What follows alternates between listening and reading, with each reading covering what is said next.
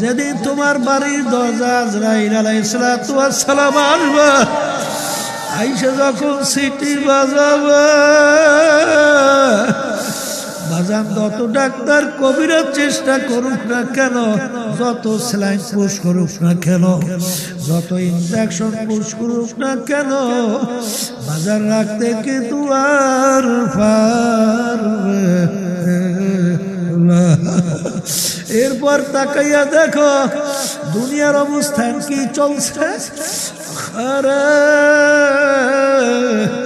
এক শ্রেণী আল্লাহর বান্দারা দৌড়াইবে দোকানে কাপড় কেনার জন্য, এক শ্রেণী দৌড়াই আল্লাহু আকবার খোদা কুরআন নিয়ে তোমার কবর খোদার জন্য, এক শ্রেণী দৌড়ায় বাজারে বাঁশ কাটার জন্য, এক শ্রেণী দৌড়ায় বড়ই পাতা দিয়া গরম পানি করার জন্য।